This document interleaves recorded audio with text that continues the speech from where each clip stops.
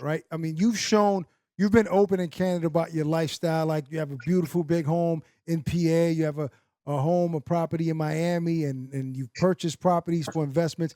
You're Mhm. one of the few fighters on that small percentage that is doing well financially, right? So Yeah. how do you stay hungry to get up for these big fights, even though you're living a dream already. You've reached that climax. Like, how do you stay hungry to stay there? Yeah, it's the competition and just the competition and like the new goals you set in your career. I was a champion for a long time, and I felt like I was getting tired of it at one point. You know what I mean? And that's when bad things happen because you feel like you've been doing it for so long. You're training hard, but you're mentally not all the way in it. And I just feel like I reached a point in my life and my career where it's like I'm a fighter. This is what I do. You know what I mean? And I'm gonna miss it when it's all gone. So I'm just gonna go in there and dedicate myself and finish strong because I know this is what I love and I'm a fighter. So I'm at that point where I know this is what I want to do and I'm hungry. I want to be a champion and I want to give it my all and be world champion again. All right. So Mike Besides Coppinger besides said, the money and everything, it's just right now it's just my love for the sport, my legacy, and I just want to accomplish more things. well said. Mike Coppinger said that some breaking news. He said that Errol Spence next fight is going to be with Danny Garcia. How official and true is that? Um, it can be done. I was told either him or Manny Pacquiao. I know I said September on the live, but it should be in the fall. I don't want to get the false information like September, but it may be in the fall, either him or Manny Pacquiao. So that's what I was Who would you told, and rather I'm fight? it doesn't matter to me at this point. Both of them are champions. Spence will be better because I win 2 titles. I become a 5-time world champion. But even being a legend in Manny Pacquiao will be, I think that'll be a great thing for my legacy. So it doesn't matter to me at this point. But you definitely got a call about it. Like you had a serious conversation about fighting one of these guys this coming fall. Yeah, for sure. I was supposed to fight Spence in January. Remember, January 25th, I was Right. supposed to Yeah. fight him. So the fight was done. And I'm glad I did fight in January because if I didn't fight in January, I would have been out the ring for a long time. And Right. because nobody knew about COVID-19. So I'm glad I pushed for a fight, and I'm glad I got a fight because I would have been out the ring for a long time. And yeah, I just feel like everything happens for a reason. I got the southpaw, and now whoever's next, Manny or Spence, most likely it may be looking like more like Spence. But if Manny says yes, then it's Manny. Now, are you worried about maybe if beating a Errol Spence and maybe not getting the credit you deserve because people are going to refer to the accident? Oh, this was his first fight back after the accident. Has that crossed your mind at all? Not at all, because if you ain't 100%, don't get in the ring. If you ain't ready, don't get in the ring. That's Right. just plain. That's simple. I know they say Manny's older now, but he's coming off a big win. So if he's old, don't get in the ring. If Spence ain't better, don't get in the ring because I don't want to hear no excuses. I never made no excuses. Right. Let's say you get past Errol Spence. You'll be at the top, you top of the food chain, the best in that division. What would you want to do? Would you want to go after some rematches, or would you move up to 154? I want to go up to 154. Okay. So See, now I'm you getting beat big. Spence. Too So many it's harder to you make that say. 147. It's harder now to make the No, I know 147 I than it can was a definitely couple make years it. ago. I can make. Yeah, it's a little What is it? harder, but I feel like it's hard because I actually grew into it. You know what I mean? I grew into the Right. weight. So I feel like that's why it's harder because I'm a natural 147 now. In the beginning, I was walking around like 156, 157 pounds like when I first moved up. And now, I walk around more like 165, almost like 168. So, so I feel like when I get down to a welterweight, I'm a big welterweight now. I'm physically built that weight. Okay. So What do you you think you could what bang what do with you say? with guys like Jared Hurd and Jamel Charlo and guys like that?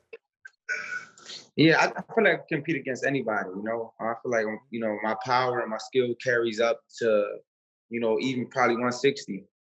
But even at Right. 154, I get the rematch with Thurman or Porter. I know those guys struggle.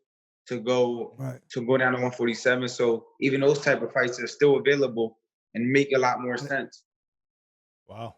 just at a different weight class. Now, what is it about Errol? Like, I mean, what do you say to the critics that say, Danny's a heavy underdog against Errol Spence? Like, can you talk a little bit about what do you see in Errol that you can capitalize on? Like, what are the holes that you see that you're going to take advantage of? Well, the underdog thing, I've been hearing that my whole career. So I'm used to being an underdog. I don't even Right. feel right when they say Danny's supposed to win. When the odds are on my side, it don't even feel right. When the fans are cheering for me, sometimes I don't feel right. Other than the Barclays Center, that's the only place the fans cheer for me, as the Barclays Center. Other than that, you can hear a needle, a pin drop in the arena when I'm beating them up. So, but it is what it is. It's on paper. It's on paper. He got a good hype behind him and all that. But at the end of the day, it comes down to fighting. I don't really, the odds and all the people, all underdog, all that means just people they just don't know what I could do. And all I gotta do is just prove it. That's it. Prove it to myself. I don't even have to prove but it to but nobody else because I know what I can do. But technically, what is it that you see? Like, because we know about your timing, you know what I mean? Like, you know how to punch with fighters, like, at the same time, and your shot always gets there first. Like, is there one thing that you could say, there's something he doesn't do right and I'm going to capitalize on? I seen things in the Mikey Garcia fight, even though he won that fight, he won by a big score, but I saw things in that fight that, I'm bigger than Mikey, I'm stronger than Mikey. And Mikey did some good things in that fight. He just was beat by the bigger, better man, you know what I mean? And then the Porter fight, I saw that he was getting hit a lot. When I fought Porter, I it wasn't even a hard fight for me like that. You know what I mean? It was just he just threw more, and that's why he won, basically. But I seen him get hit a lot in that fight, and I seen a lot of mistakes where I feel like I could, I could take this guy. 100% confident that I could take him. You never back down from any fight. I don't even know why people used to call you a cherry picker for one Rod Salka. That is so ridiculous. But who was your toughest fight to date? I think my toughest fight today will be Eric Morales won. He broke my nose, he cut me. Like, I dug deep. He had so much tricks up his sleeve. He was old, but his technique and his mind was so good. So I learned a lot that fight. And I think that fight really made me, like, turn me into a champion because I learned. I went to school that night. I graduated that night. Like, he's a legend. Mm. Been in there with a lot of fighters, and today I've never fought no one with that type of skill. I think he's one of the best, most skillful fighters I fought. Wow. Danny, for Far those as just tuning technique. in, Danny Garcia on the line with us. Danny, a lot of people lost their jobs during this pandemic.